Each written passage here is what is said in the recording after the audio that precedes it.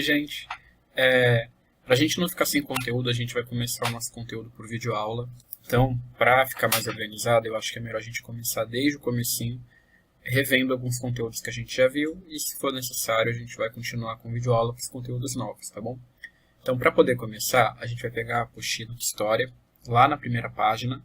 Primeiro eu vou passar aqui a teoria, todas as páginas, página a página, para quem não tem a apostila, possa acompanhar o conteúdo, possa apertar pause e ler o conteúdo se precisar, tá bom? E depois eu vou abrir aqui um textinho onde eu fiz um resumo para que eu possa explicar para vocês todo o conteúdo desse capítulo, tá? Então vamos começar. Primeira página. Aí a gente vai aqui para o conteúdo H1, que é o conteúdo dessa aula.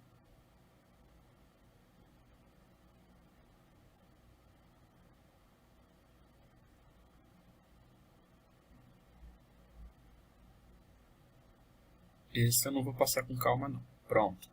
Viemos para cá para o meu resumo. Ó, a origem do ser humano está ligada à evolução dos mamíferos. Então, a gente entende que os primeiros mamíferos eles surgiram há cerca de 220 milhões de anos. Eram pequenos animais e por volta de 65 milhões de anos se deu a proliferação pela Terra. Tá? Então, a gente acredita que lá no passado, esses mamíferos eram mamíferos que ficavam nas árvores, na terra, coisas pequenas, eram mamíferos de pequeno porte, tá? Aí, há 65 milhões de anos, eles começaram a ganhar a terra e se espalhar por aí em vários lugares diferentes. Os dinossauros, eles desapareceram há cerca de 70 milhões de anos, tá? Então, isso está aí para ajudar vocês a se contextualizar no tempo e espaço, tá? Há cerca de 7 milhões de anos que surgem os primeiros hominídeos, tá? Que é o Sahelanthropus. Essa é a primeira versão de homem pré-histórico que a gente tem relatado aí através de pesquisa histórica, tá? de fóssil. Somente há cerca de 200 milhões de anos surgiu o Homo sapiens, que é a nossa espécie. Acredita-se que o Homo sapiens surgiu no continente africano e depois migrou para a Ásia. Então, Europa, e só depois que ele foi para a Oceania e para a América. Aqui ele já chegou no seu estágio mais avançado. Então, através de muita pesquisa, foi identificado que essas diferentes formas de hominídeo, eles foram todos encontrados somente na África. Mais tarde, alguns um pouco mais desenvolvidos também foram encontrados na Ásia e na Europa. Só depois, né, que a gente acredita que só depois que o homem chegou na Oceania e na América, porque o que foi encontrado aqui na América até hoje, e o que foi encontrado na Oceania, já é na sua formação final. Então, acredita-se que durante esse processo de evolução, no começo, ele surgiu lá na África e ele passou por esse processo de evolução. Alguns de nós, na verdade, também saíram da África para ir para a Europa e para a Ásia, onde lá também tiveram seus processos de evolução. E, por último, vieram para a Oceania e para a América já no seu último estágio, porque a gente não encontra aqui nada relacionado aos hominídeos mais antigos, tá bom? Então, por isso que a gente acredita que tudo surgiu lá da África. Agora falando de Darwin, Charles Darwin ele publicou o seu livro A Origem das Espécies, onde ele expunha suas observações anotadas em suas viagens pelo mundo. Sua teoria, a evolução das espécies, concluía que por meio de mutações, as espécies se adaptam ao meio natural e dão origem a novas espécies. Então, se a gente parar para pensar, por exemplo, numa cobra, que ela tem manchas verdes e vermelhas. Se ela vai viver numa vegetação verde, provavelmente as mais manchadas por vermelho elas vão acabar chamando mais a atenção do predador e ela vai acabar morrendo. Já as mais verdes elas vão acabar ficando mais protegidas ali naquele meio, elas vão acabar se relacionando também com as outras sobreviventes, que também são mais verdes, e vão acabar gerando filhotes ainda mais verdes. Daí essa cobra, com o passar do tempo, a tendência é que ela fique cada vez mais verde, de geração em geração. Ao mesmo tempo que essa mesma espécie, vivendo num lugar com solo mais seco, por exemplo, a que é mais avermelhada, mais amarronzada, ela ela vai chamar menos atenção do predador do que a mais verde. Então essa provavelmente vai acabar sobrevivendo melhor, a mais avermelhada, e ela vai acabar encontrando outras sobreviventes mais avermelhadas, e na medida com que elas forem reproduzindo, a tendência é que os filhotes delas sejam cada vez mais avermelhados e mais adaptados para aquela situação. Tá? Então, existe uma ideia de seleção natural, onde a natureza ela vai selecionar a espécie que está mais adaptada, né, que está mais pronta para viver naquele meio. Então, por isso que a gente acredita que as espécies foram evoluindo, porque, na verdade, as mais fortes para aquele meio foram resistindo e sobrevivendo. Quando ele veio com essa teoria de evolução das espécies, a comunidade científica europeia, ela não gostou nada disso não, porque na época eles ainda tinham aquela ideia de que o homem branco ele era superior, mais evoluído e tal. Então, como é que você ia falar que o homem branco veio do macaco? Tá? Então, para eles era ofensivo até imaginar que o homem veio do macaco. Na verdade, até hoje é ofensivo você imaginar que o homem veio do macaco. Muita gente se ofende e diz que não, que você que deve ter vindo, porque eu vim de Adão e Eva, não sei o que, ainda com um comportamento aí que deriva dessa ideia do europeu. O europeu ele era cristão e ele não ia querer carregar esse título de que ele evoluiu de um primata, de um macaco, né? Mas aí pausa para uma explicação. Gente, ó, a gente não é a evolução do macaco. O meu bisavô ele não é um chimpanzé, tá bom? A gente acredita que, na verdade, o macaco, né, o chimpanzé, ele evoluiu do mesmo lugar que a gente. Então, lá o nosso antepassado, bem lá atrás, os nossos antepassados primatas acabaram dando origem para diferentes tipos de crias, e daí foram surgindo várias espécies diferentes, tá? Mas também calma, não foi lá a Maria chimpanzé lá que teve filhos diferentes. Não, de novo, esses filhos foram se adaptando aos seus meios, foram evoluindo conforme suas características particulares, os meios em que habitavam particularmente. Então, lá no passado, a gente compartilha de um mesmo ancestral, tá? Mas esse processo evolutivo fez da gente o que a gente é hoje e fez do chimpanzé o que o chimpanzé é. Não é que a gente tenha avós e bisavós chimpanzés, tá? Isso é todo um processo evolutivo que a gente compartilha de um mesmo ancestral, ok? Continuando aqui, ó. Sobre cultura.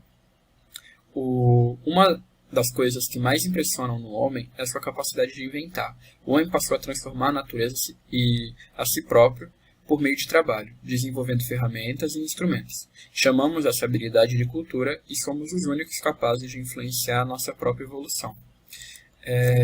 O ser humano ele é capaz de, hoje, produzir a alimentação dele, produzir as roupas que vestem, ou desenvolver formas de preparar alimentos, e até desenvolver cura para determinadas doenças. Então, o ser humano ele é capaz de mexer com a sua própria evolução. Hoje a gente tem, por exemplo, tratamentos neonatais aí que garantem que a criança vai nascer provavelmente com a melhor saúde possível para aquela gestação.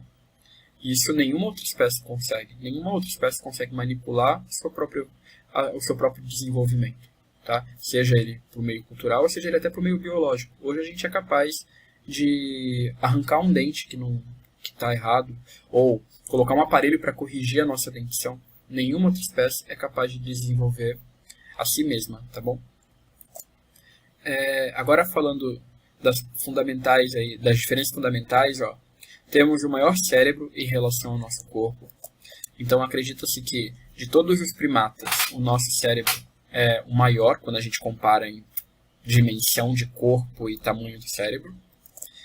Passou a caminhar em pé, né, com os 2 pés no chão. Isso facilitou com que o homem tivesse as mãos livres para outras atividades.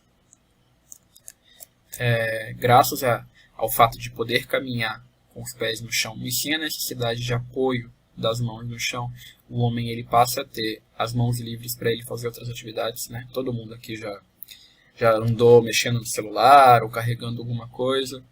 E o fato de sermos bípedes permite essa evolução.